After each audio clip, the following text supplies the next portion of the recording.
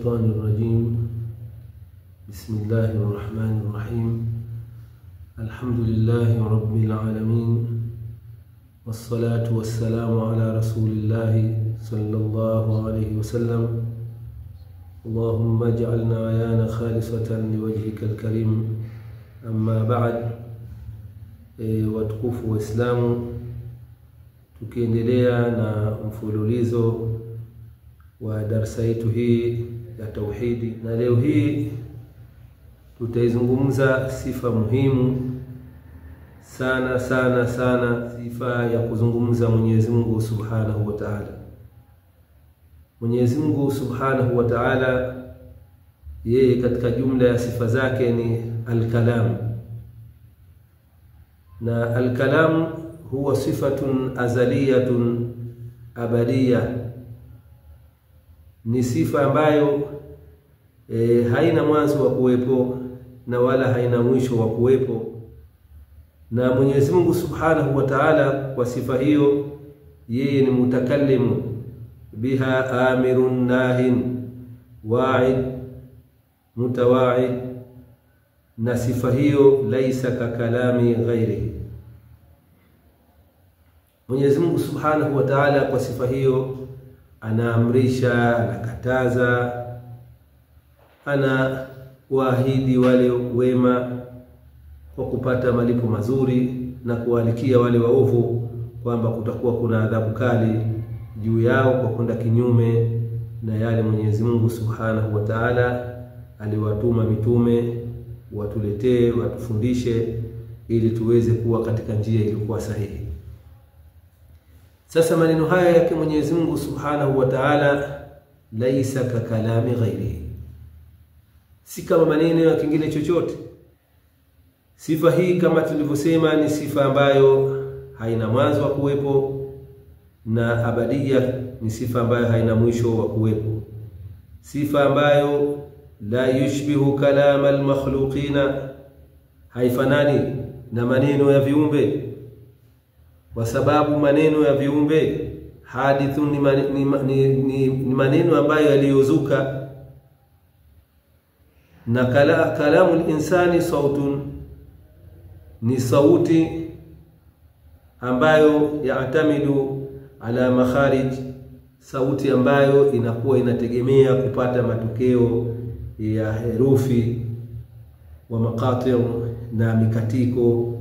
Maneno ya watu yubtada'u, yanaanzwa, wa yukhtatamuna, yanahitimishwa. Na maneno ya watu yakunu bilughatin, yanakuwa kwa lugha mbalimbali, wa hurufin, na maneno yao viumbe yameambatana na herufi. Na katika maneno hayo ni kwamba yanapatikana katika hayo maneno bitaswadumi jismaini, kwa mgongano wa viwili. Kwa hivyo kwa kugongana viwili basi kwamba kunapatikana neno fulani. Mtu anapotaka kusema ba, ni kwamba lazima kupatikane mgongano wa baina ya mdomo wa juu na wa chini ili kupata kusema ba. Na mtu anaweza kujaribu kwamba aseme ba alafu na midomo isikutane, ni kwamba itakuwa haiwezekani kuipata hiyo herufi. Sasa huo ni uzungumzaji wa hawa viumbe, na yeye Subhanahu wa Ta'ala, yeye ni mzungumzaji. Kabla hajaumba viumbe anasifika na sifa hiyo ya kuzungumza. Yeye Subhanahu wa Ta'ala ni mwenye sifa ya kuzungumza kabla hajaumba masauti, kabla hajaumba herufi, kabla hajaumba lugha. Vyote hivi ni viumbe ambapo kabla ya kuwepo vyote hivi, yeye Subhanahu wa Ta'ala ni mwenye kusifika bisifatil kalam, kwa sifa ya kuzungumza. Kwa hivyo hii ni sifa yake Mwenyezi Mungu Subhanahu wa Ta'ala, na hayo vile vile akithibitisha Imamuna Abu Hanifa radhiyallahu anhu, anasema wa yatakallam la ka kalamina, wa kalamuhu laysa biharfin wala saut wala hurufin. Na Mwenyezi Mungu anazungumza, na mazungumzo yake, maneno yake Mwenyezi Mungu si kama maneno yetu sisi viumbe. Kwanza sisi nahnu natakallamu bil alati wal huruf, sisi tunazungumza kwa kupitia vyombo mbalimbali ambavyo vinavyoweza kwamba tukatumia kuzungumza katika aina mbalimbali, midomo, ulimi, tukatumia yani koo, sehemu ambazo zinapogawika hizi herufi 28 katika makhariji ya hurufi. Ni kwamba sisi tunategemea sehemu hizo, halafu vile vile tuzipate na zile herufi ambazo zitakuwa zinatoka katika maeneo hayo, na tupate sauti katika kuzungumza. Sasa mazungumzo yetu sisi yako hivyo, lazima mtu anapozungumza basi maneno yake yawe katika sura hiyo. Lakini subhanahu wa ta'ala, yeye maneno yake ni kwamba anazungumza na maneno yake si lugha wala si herufi wala si sauti. Si lugha kwa maana si lugha yoyote, si lugha ya Kiarabu wala si lugha ya Kisuriania wala si lugha ya Kiibrania wala lugha nyingine yoyote. Kwa maana yeye subhanahu wa ta'ala, tunaposoma kwamba Qur'ani imekuja kwa lugha ya Kiarabu, halafu na Taurati imekuja kwa lugha ya Kiibrania, Injili kwa lugha ya Suriania, ni kwamba hizi lugha ni viumbe Mwenyezi Mungu kaviumba. Sasa na yeye subhanahu wa ta'ala ni mwenye sifa ya kuzungumza. Kabla ya kuumba chochote, yeye anasifika na sifa ya kuzungumza. Kwa hivyo ikawa maneno yake hayafungamani na lugha wala hayafungamani na sauti. Sauti kadhalika ni kiumbe Mwenyezi Mungu kakiumba, na kabla Mwenyezi Mungu hajaumba sauti, yeye ni mwenye sifa ya kuzungumza. Hurufu kadhalika ni kiumbe Mwenyezi Mungu kabla hajaumba herufi, ni kwamba yeye anayo sifa ya kuzungumza. Kwa hivyo ikawa mazungumzo yake, maneno yake Mwenyezi Mungu si lugha wala si herufi wala si sauti. Kwa hivyo, na katika dalili ya kuthibitisha kwamba Mwenyezi Mungu ni mwenye sifa ya kuzungumza, yeye Mwenyezi Mungu subhanahu wa ta'ala anasema wa kallama Allahu Musa taklima. Mwenyezi Mungu amemsemesha Musa kwa msemesho. Mwenyezi Mungu subhanahu wa ta'ala amemsemesha. Kwa hivyo ni dalili ya kuthibitisha katika dalilu an-naqli kwamba Mwenyezi Mungu yeye ni mwenye kuzungumza.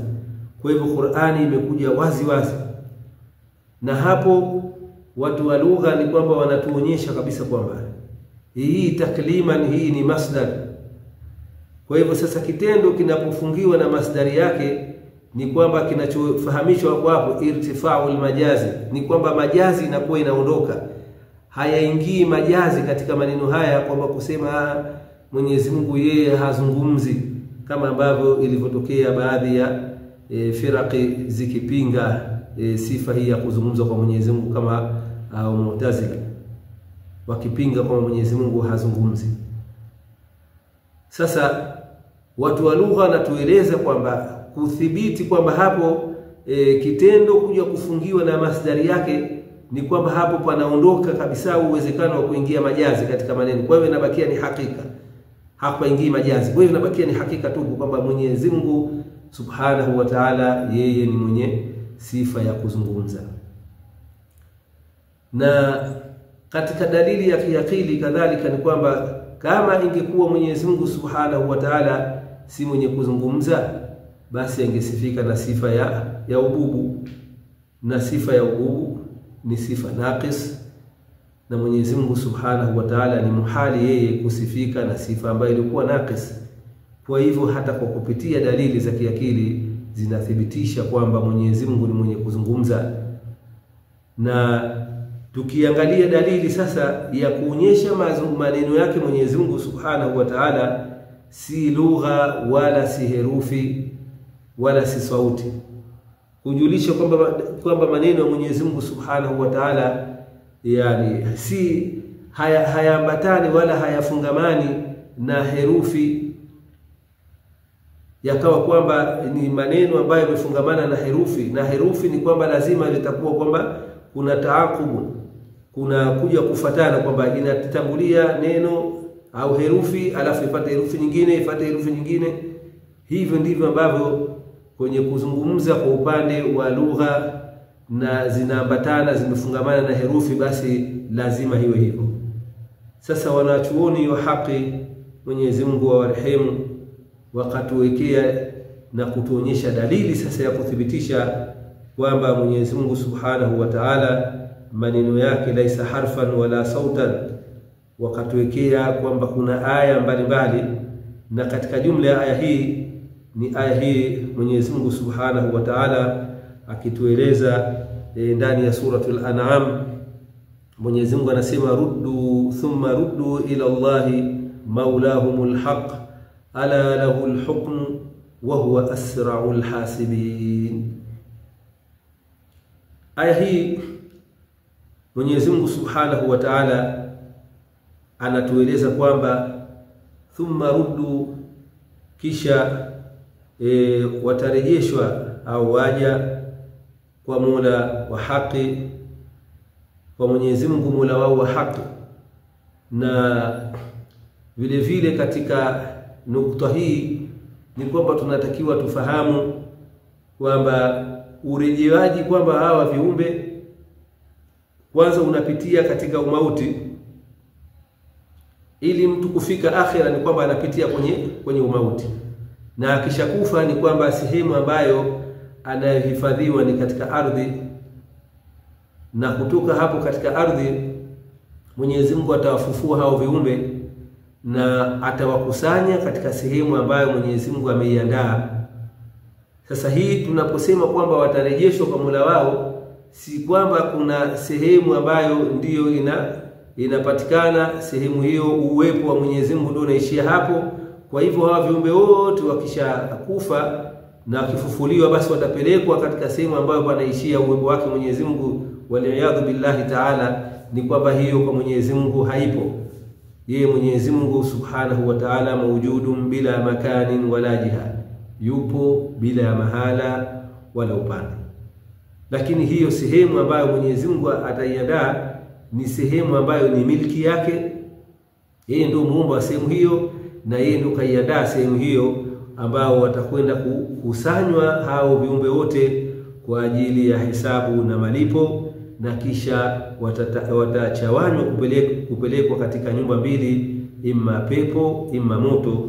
Kwa wale ambao wanaitaka pepo, basi lazima wajitahidi imani zao kwa Mwenyezi Mungu Subhanahu wa Ta'ala zithibiti kumwamini Mwenyezi Mungu wa haki ambaye hafanani na chochote. Mwenyezi Mungu yupo bila mahala wala upande. Kwa hivyo hapo aya hii inasema kwamba thumma ruddu ila Allahi maulahumul haq. Kwa hivyo Mwenyezi Mungu anasema ala lahul hukmu wa huwa asra'ul hasibin. Tambueni kwamba yeye Mwenyezi Mungu ndiyo msimamizi wa maamuzi, yeye ndiyo ambaye atakayepitisha hukumu baina ya viumbe wake kutokana na yale yote ambayo walioyafanya. Yeye ndiyo atahukumu, na yeye Subhanahu wa Ta'ala asra'ul hasibin, kwamba yeye ndio mwepesi zaidi kwa wenye kuhesabu. Sasa hapa ndio maudhui ya shahidi kwamba Mwenyezi Mungu anasema asra'ul hasibin. Kwa hivyo wanachuoni wa haki hapa wamechukua kwamba hapa pana dalili ya kuonyesha sasa maneno ya Mwenyezi Mungu si lugha wala si herufi wala si sauti. Kwa sababu kama ingelikuwa Mwenyezi Mungu maneno yake yanaambatana kwamba yanafungamana kuwa ni lugha na herufi na sauti, na herufi kwamba unapotaka kusema bismillah ni kwamba lazima kwanza uanze utangulie be, sin, mim, ifate sasa lafzi jalala. Kwa hivyo na Mwenyezi Mungu Subhanahu wa Ta'ala yeye ndiye ambaye atakayewahesabu mwenyewe viumbe wake wote, na hapatakuwa baina yake Mwenyezi Mungu Subhanahu wa Ta'ala na baina ya kiumbe yoyote kwamba kutakuwa kuna mwenye kutafsiri, kama hadithi hii ya al-Imam al-Bukhari, bwana Mtume sallallahu alayhi wasallam akisema ma minkum min ahadin illa sayukallimuhu rabbuhu yawm al-qiyamah laysa bainahu wa bainahu turjumani wala hajibin yahjubuhu, kwamba hapana yoyote miongoni mwenu nyinyi isipokuwa Mola wake atamsemesha siku ya kiyama. Kwa hivyo Mwenyezi Mungu Subhanahu wa Ta'ala atawasemesha viumbe wake wote. Na hii ni dalili kadhalika ambayo inaonyesha kwamba hawa waja yasmauna kalamu Allah yaum al-qiyama, watayasikia yale maneno ya dhati ya Mwenyezi Mungu Subhanahu wa Ta'ala siku ya kiyama. Kwa hivyo kinachopatikana ni kwamba Mwenyezi Mungu Subhanahu wa Ta'ala atamhukumu kila kiumbe wake moja kwa moja yeye mwenyewe, na hapatakuwa katikati na kiumbe mwingine ambaye atakuwa kwamba sasa akifikisha kama akapewa yeye wahi huyo alafu akawa anawaelezea watu. Hapatakuwa hivyo. Kwa hivyo Mwenyezi Mungu Subhanahu wa Ta'ala atawasikilizisha yeye mwenyewe viumbe wake wote yale maneno yake ya dhati ambayo si herufi wala si lugha wala si sauti, na hivyo Mwenyezi Mungu Subhanahu wa Ta'ala atapitisha hukumu yake kwa muda mfupi mno, kwa sababu viumbe ni wengi sana na wote kwa mujibu wa hadithi hii Bwana Mtume anasema kwamba yeye mwenyewe Subhanahu wa Ta'ala ndiye ambaye atakaye wahukumu wote. Sayukallimuhu rabbuhu ma minkum min ahadi illa sayukallimuhu rabbuhu, hakuna yoyote isipokuwa Mola wake atamsemesha, atamhukumu siku ya kiyama, na laisa bainahu wa bainahu turjuman, hakuna mtafsiri baina yake, baina huyo mja na Mwenyezi Mungu, kwamba moja kwa moja yule mja atasemeshwa na Mwenyezi Mungu, wala kutakuwa hakuna chochote ambacho kitakachokuwa kina kinga kuweza kuyasikia maneno ya dhati ya Mwenyezi Mungu Subhanahu wa Ta'ala. Kwa hivyo kinachotukinga sisi sasa hivi tuyasikie maneno hayo, kwa sababu kuna hijabul maanawi, kuna pazia la kimana ambalo linatukinga sisi tuweze kusikia maneno ya Mwenyezi Mungu, lakini Mwenyezi Mungu ataliondoa pazia hilo na maneno yake yatasikiwa na kila mmoja. Maneno ambayo hayana lugha wala herufi wala sauti, ni kwamba kila mmoja ataiona kabisa kwamba Mwenyezi Mungu anamsemesha na yeye atakuwa akijibu kwa yale ambayo atakayoulizwa. Kwa hivyo sasa katika hatua hiyo hapo wanawachuoni wakachukua dalili, kama isingelikuwa kwamba maneno ya Mwenyezi Mungu ni sio lugha wala si herufi wala si sauti, ni kwamba angetumia muda mkubwa mno kwa kuwahesabu. Mfano, kwa huyu laanatullahi Ibilisi ameishi maelfu ya miaka, kwa hivyo na yeye atahesabiwa kwa kuulizwa kwa kila ambacho alichokifanya, alichokiitakidi, alichokisema.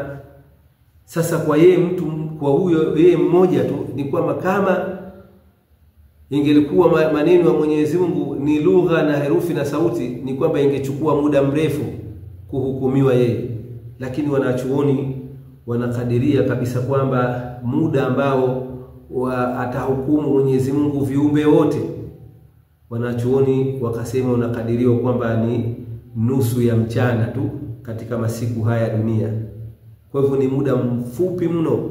Kwa hivyo ndio Mwenyezi Mungu anasema asraul hasibina, kwa sababu maneno yake Subhanahu wa Ta'ala si lugha wala si herufi wala si sauti. Sasa hapa mbele yetu tuna Qur'ani, na Qur'ani sote ni kwamba tunakubaliana ni kalamullah, ni maneno ya Mwenyezi Mungu. Na huku tumeshazungumza maneno ya Mwenyezi Mungu si lugha wala si herufi si sauti. Qur'ani nayo iliyo mbele yetu ni lugha, ni herufi, ni sauti. Sasa inakuwa vipi? Kwa hivyo nalo hili ni muhimu tuweze kulifahamu, ili tuondoshe wasiwasi au kule kutokufahamu vizuri mtu akaingia katika mashaka makubwa. Neno Qur'ani limekuja katika kuzungumza masala haya, inakuwa ina lahu itlaqani, ina miachiliko miwili. Yutlaqu ala al-lafdh al-munazzal, kwamba Qur'ani inaachilika kwa neno ambalo tamko lililoteremshwa.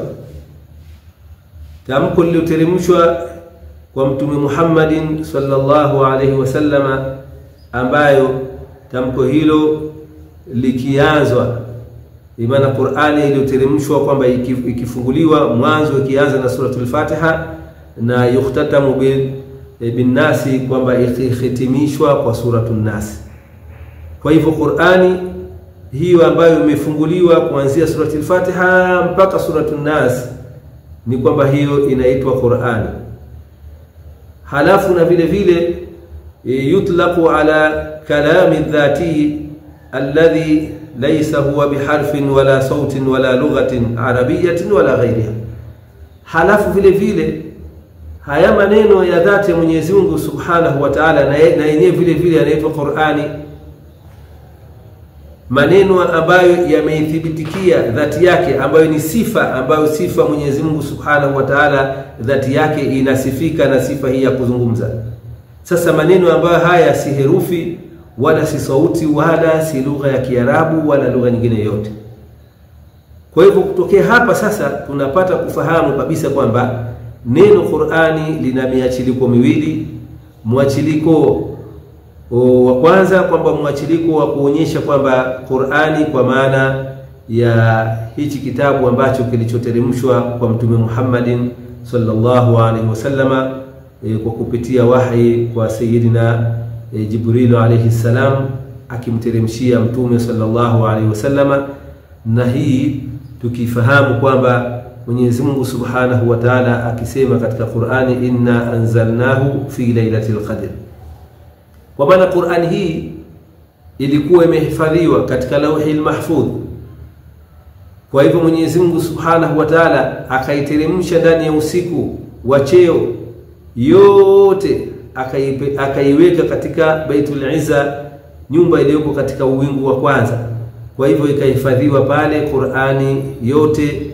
Na baada ya hapo ni kwamba Mwenyezi Mungu Subhanahu wa Ta'ala sasa akimpa amri Sayyidina Jibril kuchukua sehemu katika Qur'ani, akija kumsomea bwana Mtume sallallahu alaihi wasallama kwa lugha ya Kiarabu. Kwa hivyo anapewa na anaelekezwa Sayyidina Jibril na Mwenyezi Mungu achukue aya kadhaa au sura, anakuja moja kwa moja kwa Sayyidina Muhammadin sallallahu alaihi wasallama, anakuja kumletea hiyo Qur'ani. Kwa hivyo hiyo ikawa ni Qur'ani hii ambayo tulionayo ikaja hivyo. Kwa hivyo Sayyidina Jibril akiisoma yeye kwa lugha ya Kiarabu.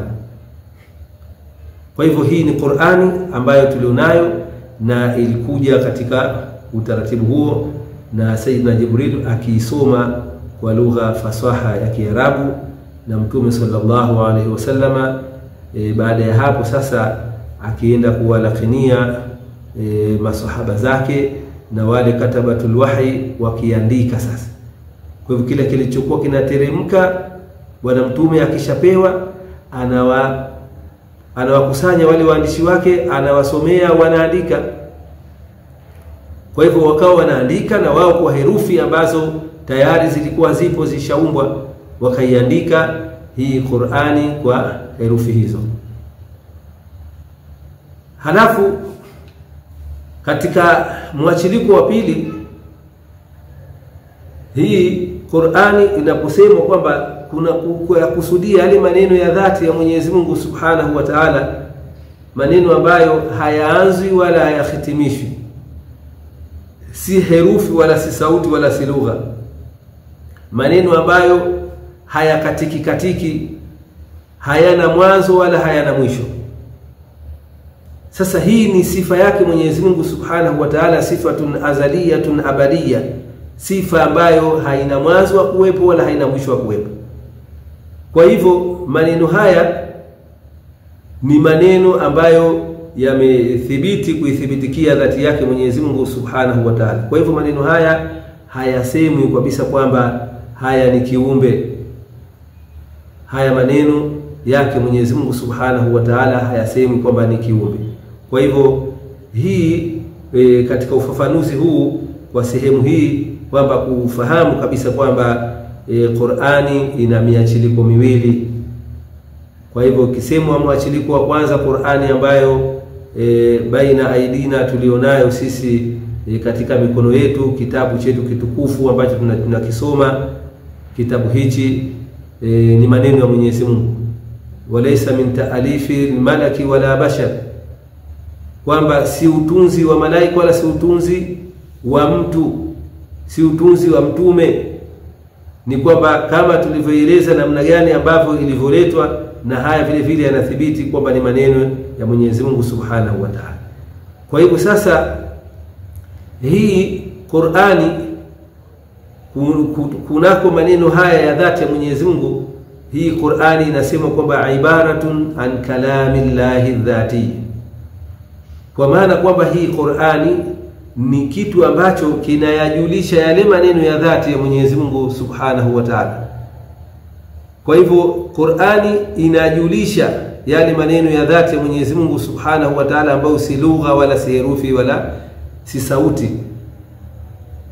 Kwa hivyo kama ambavyo ilivyokuja na wakitupa mfano wanawachuoni katika kujulisha hilo, ni kwamba paandikwe katika ubao mfano Allah, lafdhul jalala, na hili linatakiwa vile vile katika kulitamka basi watu wasikate zile herufi kutokuzitimiza.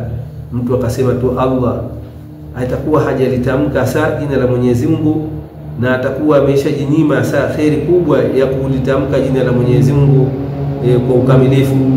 Kwa hivyo watu wamekuwa wamekosea, na jambo muhimu katika kulikumbusha vile vile katika kutamka lafdhul jalala, jina tukufu la Mwenyezi Mungu, tunapokuwa tunatamka basi tusilikate herufi bila kuzitimiza. Mtu anapoamua kwamba kulitamka kwa lugha ya Kiarabu, basi asome Allah, aisome kwa mujibu ambavyo lilivyo lile neno, aipate mpaka hii ya mwisho. Sasa watu wamekuwa wametoka katika kulisema neno hili katika usemaji uliokuwa sahihi. Watu wanalikata, hawatimizi lile jina tukufu la Mwenyezi Mungu. Kwa hivyo mtu atasoma anasoma Allah. Sasa Allah hii haipo, haukuti kuna hadithi yoyote ambayo imeeleza kwamba jina la Mwenyezi Mungu kwamba linaweza kufupilizwa likawa Allah, au kwenye Qur'ani hakuna hivyo. Kwa hivyo kote linapoandikwa linaandikwa Allah. Sasa tunakuwa tuna haraka ipi wakati mtu atazungumza maneno kwa ufafanuzi, kila jambo ataliweka wazi? Anapofikia kutamka jina la Mwenyezi Mungu anatamka Allah, analikata. Kwa hivyo unajinyima wewe kupata fadhila za kulitamka neno la Mwenyezi Mungu, jina la Mwenyezi Mungu Subhanahu wa Ta'ala. Kwa hivyo tujitahidi tuondokane na jambo hilo. Ni kwamba tunaweza kusema, kama tutasema kwa lugha ya Kiarabu Allah, na kama hauwezi, tabu kwako wewe, sema Mwenyezi Mungu inajuzu. Si kama ambavyo watu walivyokuwa wanaaminishwa kwamba kusema Mwenyezi Mungu haifai. Hii ni kwa lugha ya Kiswahili, na Mwenyezi Mungu anatajwa katika lugha zote. Hizi lugha Mwenyezi Mungu kaziumba. Tumetangulia katika sehemu ya mwanzo kuzungumza kwamba Qur'ani imekuja kwa lugha ya Kiarabu. Taurati ilikuja katika lugha ya Kiebrania. Kwa hivyo kule kulikuwa katika lugha ya Kiebrania kuna neno ambalo litakuwa la kumtaja Mwenyezi Mungu, sio la Kiarabu. Katika lugha, katika Injili ambayo Injili imekuja katika lugha ya Kisuriania, kutakuwa lipo neno la kumtaja Mwenyezi Mungu kule katika lugha ile. Kwa hivyo akija mtu akasema haifai kumtaja Mwenyezi Mungu isipokuwa lugha ya Kiarabu, huyu atakuwa ni ajabu katika jamii, kwamba atakuwa wala saa hajawa na haki ya saa ya kuwaeleza watu katika hili, kwa sababu tayari kumekusha tangulia vitabu vingi, na vitabu vyote katika hivyo, na watu wanakuja mitume Mwenyezi Mungu akiwatuma, anawatuma kwa lugha zao, kwa lugha za zile ambazo wanaozungumza wale watu katika yale maeneo. Kwa hivyo kutakuwa katika lugha hizo lipo neno ambalo watakuwa wanamtaja Mwenyezi Mungu. Kwa hivyo sasa haikukatazwa kisheria kabisa kwamba katika lugha hizi zilivyo kwamba kumtaja Mwenyezi Mungu katika lugha hizi. ikiwa lugha ya Kiswahili, ya Kizungu, ya Kichina. Kwa hivyo kutakuwa kuna neno ambalo neno hili ndio la kumuita Mwenyezi Mungu. Kwa hivyo litafaa, na litakapokuwa linaandikwa basi natakiwa lipewe heshima zote, kwamba hili ni jina ambalo linamhusu Mwenyezi Mungu Subhanahu wa Ta'ala. Kwa hivyo sasa katika hatua hiyo ya kulitamka hilo lafdhul jalala, basi litamkwe kwa ukamilifu. Mtu anaposema aseme Allah, Allah jalla jalaluhu, Mola wetu ambaye ametakasika. Kwa hivyo sasa kwa upande huu ni kwamba inakuja sasa masala haya ya kuzungumza kwamba Mwenyezi Mungu Subhanahu wa Ta'ala katika sifa hii ya maneno yake ambayo ni maneno yasiokuwa na herufi wala lugha wala sauti, hii ni sifa yake ya dhati. Kwa hivyo ikawa kwamba tunapoandika sasa ile Allah, hii ibaratun an dhati llahi al-azali,